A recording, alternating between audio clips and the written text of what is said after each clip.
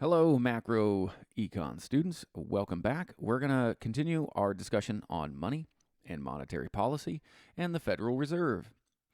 We've got a little graphic down here of the Federal Reserve boundaries, the 12 different districts. Okay, first thing, and something we haven't discussed yet in our lecture, is the federal funds rate, or what we call the target rate. This rate is what the Federal Reserve would like the interest rate to be.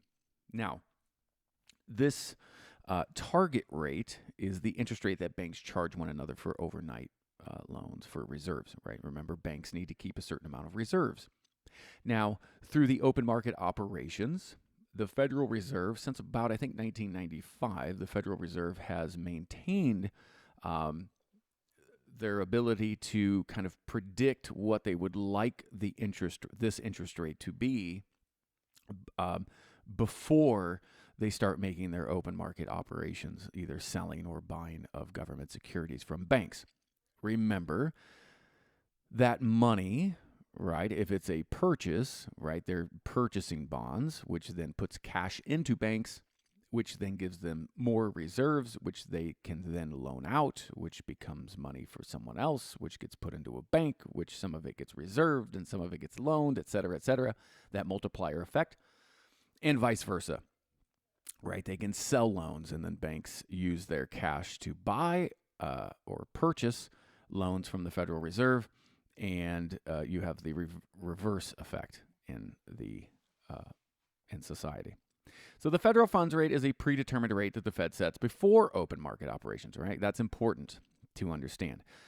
Not all of your loans or the interest rates will be set at the federal funds rate. So, for example, the government or the Federal Reserve just decreased interest rates to 1%. Does that mean you can now get a home loan for 1%?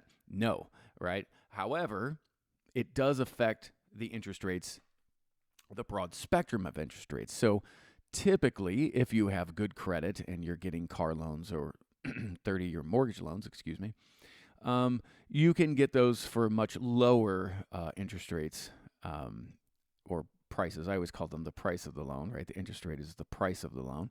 You can usually get those for lower prices or lower interest rates.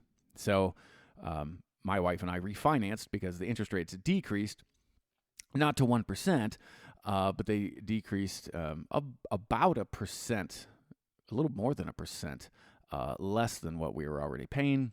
After the fees and all that, it made sense for us to refinance.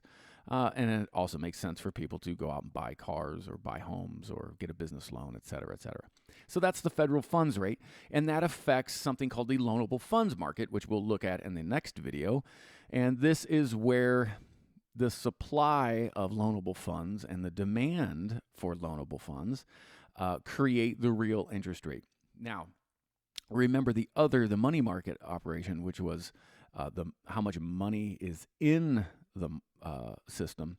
That is different from this. This is how much people demand loanable funds. So go buy a car, buy a home, whatever.